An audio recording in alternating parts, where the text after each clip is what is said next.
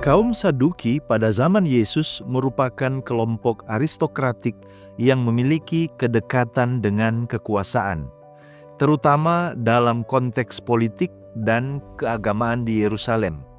Mereka terdiri dari para bangsawan dan imam, seringkali menduduki posisi penting dalam bait suci dan Sanhedrin, majelis yang berkuasa di antara kalangan orang Yahudi. Tahukah Anda bahwa ada kelompok dalam sejarah Yahudi yang tidak percaya pada kebangkitan malaikat maupun roh? Mereka ini disebut kaum Saduki, dan keberadaan mereka memiliki pelajaran penting bagi kita hari ini. Mari kita gali bersama.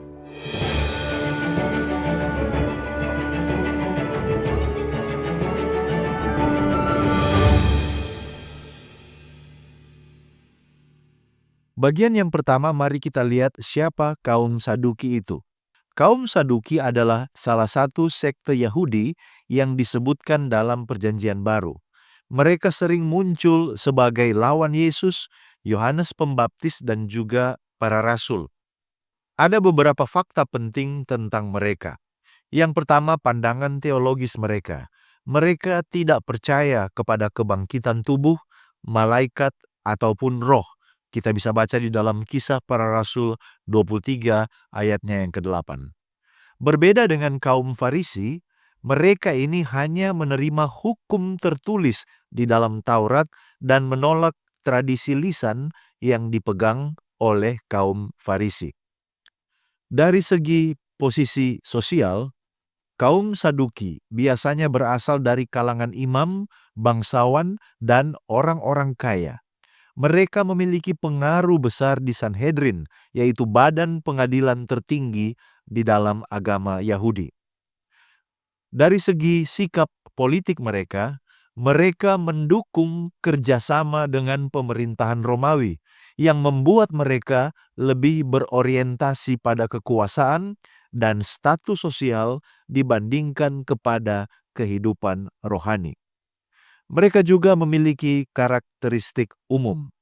Contohnya, Josephus, seorang sejarawan Yahudi, menggambarkan mereka sebagai kelompok kecil tetapi berpengaruh, dan mereka memiliki sikap yang keras terhadap hukum dan keyakinan yang berbeda. Seringkali mereka ini terlibat konfrontasi dengan Yesus dan juga para rasul. Kaum Saduki sering menantang Yesus dan para rasul, tetapi tantangan mereka justru menjadi pelajaran berharga. Kita bisa baca di dalam Markus 12 ayat 18-27, yaitu pertanyaan mereka tentang kebangkitan. Mereka mencoba membuktikan bahwa kebangkitan tidak masuk akal dengan mengajukan pertanyaan tentang seorang wanita yang menikahi 7 bersaudara. Yesus menegur mereka dengan mengatakan, "Kamu sesat, sebab kamu tidak mengerti kitab suci maupun kuasa Allah." Matius 22 ayat 29. Yang kedua, mereka ini seringkali terlibat persekusi terhadap orang Kristen. Kita bisa baca di dalam Kisah Para Rasul 4 ayat 1-3. Kaum Saduki merasa terganggu oleh ajaran para rasul, terutama tentang kebangkitan di dalam Yesus Kristus. Mereka menangkap Petrus dan Yohanes, tetapi mereka tidak bisa menghentikan penyebaran Injil pada waktu itu. Setelah hari Pentakosta, orang-orang Saduki sangat aktif melawan gereja yang masih baru lahir. Bersama dengan para imam dan kepala penjaga bait Allah, mereka menangkap Petrus dan Yohanes dan memenjarakan mereka. Tidak lama kemudian, mereka menangkap semua rasul dan membuat rencana untuk membunuh mereka. Kisah 5 ayat 17 dan ayat 33. Nah, sikap permusuhan mereka terus berlanjut di sepanjang zaman para rasul. Tidak ada catatan tentang seorang Saduki yang diterima menjadi anggota gereja Kristen. Dan menurut Josephus, mereka ini bertanggung jawab atas kematian Yakobus, saudara Tuhan Yesus, dan dengan kehancuran Yerusalem pada tahun 70 Masehi, maka kelompok Saduki ini juga menghilang dari informasi sejarah. Apa kira-kira yang bisa kita pelajari dari kaum Saduki? Meskipun kaum Saduki ini telah lama hilang, tetapi ada pelajaran penting yang dapat kita ambil dari mereka.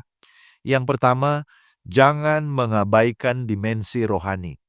Saduki terlalu fokus pada hal-hal duniawi dan mereka kehilangan perspektif tentang kehidupan kekal.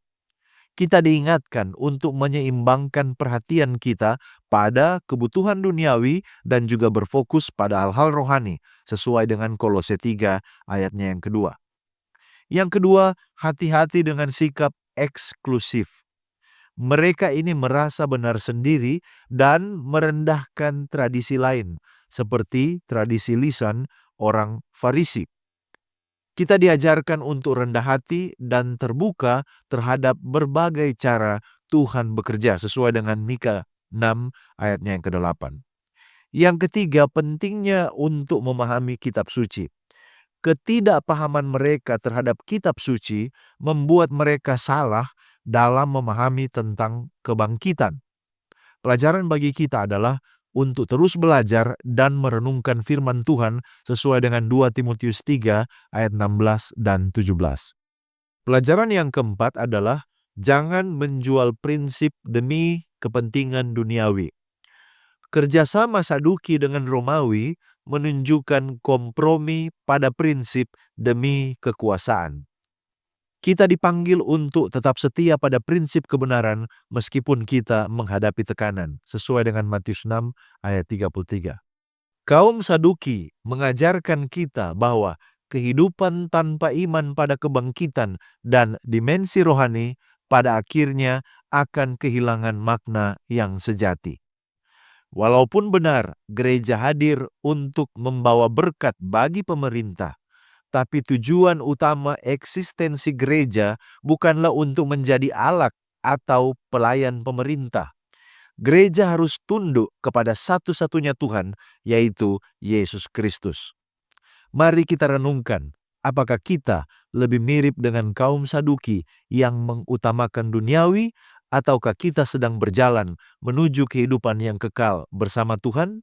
Pilihan ada di tangan kita. Sekian dari saya, mari kita menggali firman Tuhan untuk memperluas wawasan dan mengharapkan terjadi pertumbuhan kerohanian.